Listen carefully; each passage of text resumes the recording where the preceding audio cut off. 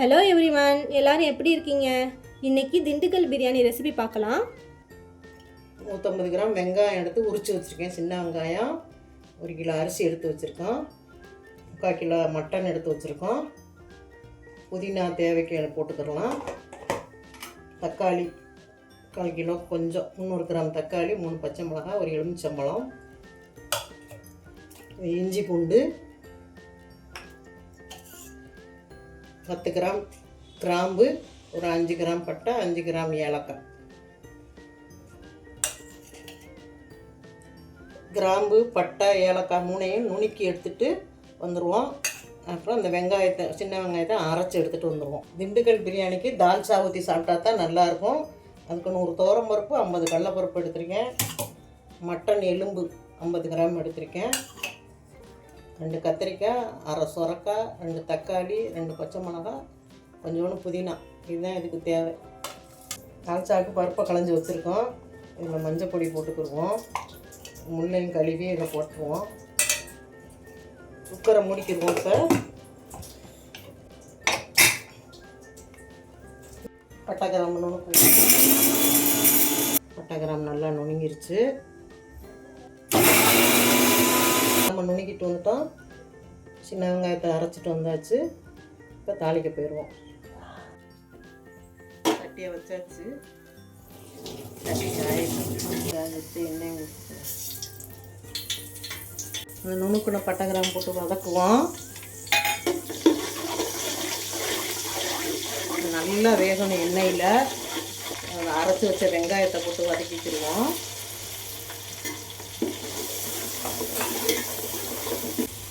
ஃபுல்லாக வச்சு நல்லா கொஞ்சம் வதக்கிக்கோங்க. அதுக்கு தக்காளியை போட்டுக்கிடுவோம். 300 கிராம் தக்காளி எடுத்து நல்லா நறுக்கி போட்டுருவோம்.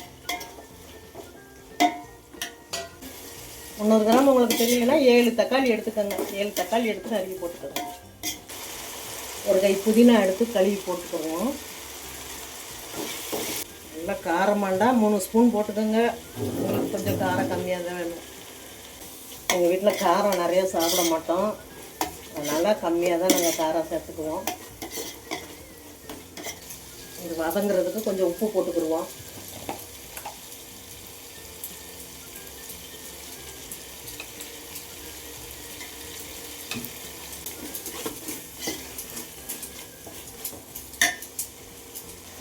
தயிர் ஒரு 100 கிராம் எடுத்து அதையும் போட்டுக்கிடுவோம்.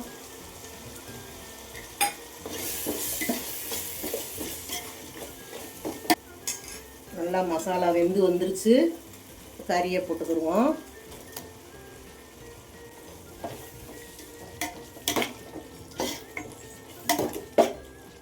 கறி நல்லா வேகட்டும்.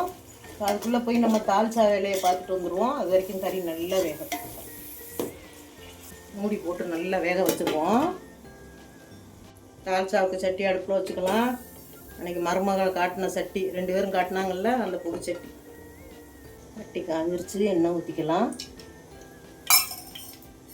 இந்த சட்டி வாங்கின வீடியோ, அன்பாக்சிங் வீடியோ ஒன்று போட்டிருக்கோம். லாங் வீடியோவில் போட்டிருக்கோம். உங்களுக்கு வேணும்னா செக் பண்ணி பார்த்துக்கோங்க.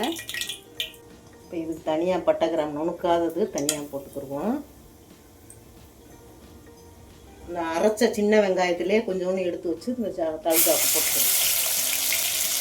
இஞ்சி பூண்டு போட்டுக்கணும்.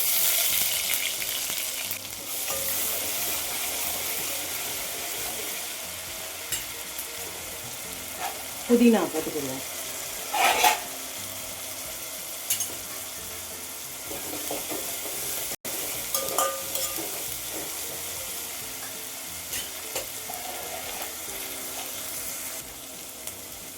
தக்காளியை போட்டு நல்லா வதக்கிடுவோம்.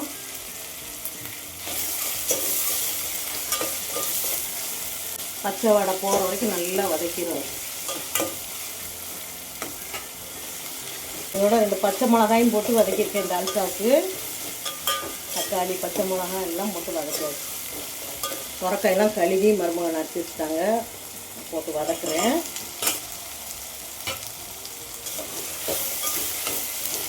நான் சும்மா வேலை தான் பார்ப்பேன். எல்லா வேலையும் மருமகளுக்கு தான் பார்ப்பாங்க. இன்றைக்கி நீங்கள் செய்யுங்கன்னு சொன்னனால நான் வந்திருக்கேன்.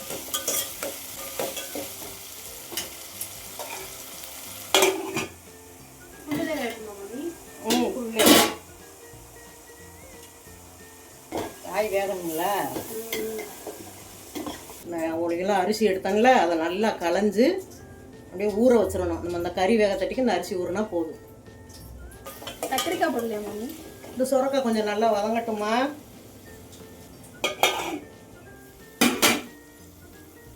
இது வந்து சாம்பார் பொடி நாங்கள் தனியாக அரைச்சி வச்சுருக்கோம். 2 ஸ்பூன் போட்டுக்கிட்டேன். இது கறிப்பொடி கொஞ்சோன்னு போடுவோம், தால்சாக்கு மட்டும் போடுவோம். தனி மிளகாத்தூள். சாம்பார் பொடியெலாம் கொஞ்சமாக காரம் சேர்த்துருப்போம், அதனால் கொஞ்சம் இதுக்கு காரம் வேணுங்கிறதுக்காக போட்டுக்குருவோம். இது மல்லிப்பொடி கொஞ்சம். தால்சாக்கு தகுந்த உப்பு போடுறேன். அந்த காய் வேகிறதுக்கு தண்ணி ஊற்றுவோம். கொதிக்கட்டும், கத்திரிக்காய் சேர்க்குறேன். இந்த திண்டுக்கல் பிரியாணிக்கு வந்து இந்த சுரக்காய் தால்சா தான் நல்லாயிருக்கும். இப்போ இந்த தால்சாக்கு வந்து புளி எவ்வளோ தேங்காய் மாமி வேணும்? 1/2 முடி தேங்காய் அரைங்கம்மா. தால்சாவுக்கு ஊற்றணும்ல, சோத்துக்கும் ஊற்றணும். ஒரு தேங்காய் உடச்சிருங்க. அதுக்கு 1/2 முடி, இதுக்கு 1/2 முடி ஊற்றிடும். இப்போ பருப்பில் எலும்பு போட்டோம்ல, அந்த எலும்பு எடுத்து இப்போ இந்த காயோட வேக போட்டுருணும். அப்போ தான் அதனுடைய மனம் நல்லாயிருக்கும். இந்த கத்திரிக்காயையும் போட்டுக்கிடுவோம். இதுக்கு பேரே தால்சா கத்திரிக்காய் தான். இப்படி இருந்தால் தான் நல்லாயிருக்கும் தால்சா. பச்சைக்காயாக இருக்கும். மூடிடுவோம். கத்திரிக்காய் வெந்துருச்சு பார்ப்போம். காய் நல்லா வெந்துருச்சு. இப்போ இந்த பருப்பில் புளியை கரைச்சி ஊற்றிருக்கேன். அப்படியே ஊற்றிக்கிடுவோம். கழுவி ஊற்றுறேன்.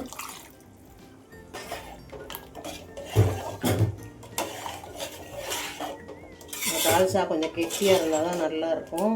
சுரக்காய் போட்டனால அது தண்ணி விடும், அதனால் கொஞ்சம் கெட்டியாகவே வச்சுக்கோங்க.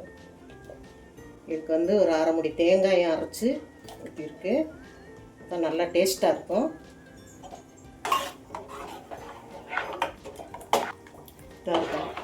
ரொம்ப திக்காகவும் இருக்கக்கூடாது, ரொம்ப தண்ணியாகவும் இருக்கக்கூடாது. மூடிக்கிடுவோம். தால்சா ரெடி ஆயிடுச்சு. தால்சாவை இறக்கி வச்சுருவோம். கறி நல்லா வெந்துருச்சு.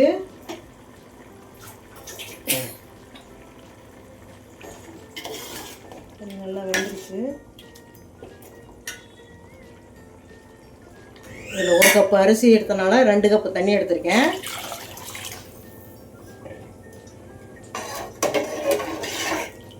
மூடி வச்சுக்குவோம். சூடாகணும். இதில் வந்து 1/2 முடி தேங்காய் ஊற்றுவோம். இப்போ போட்டுக்கிறேன். தேங்காய் போட்டால் தான் டேஸ்ட்டாக இருக்கும். சோறு வந்து நல்லா ஒன்றோட ஒன்றா இருக்கும். நல்லா நுர குட்டிருச்சு. அரிசி எடுத்து போட்டுக்கலாம்.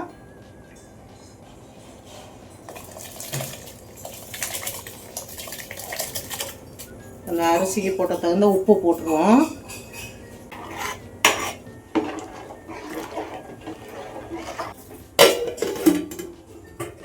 நல்லா கொதி வந்துருச்சு. இப்போ சோறு கிண்டி விட்டுக்குருவோம். நல்லா வேகட்டும்.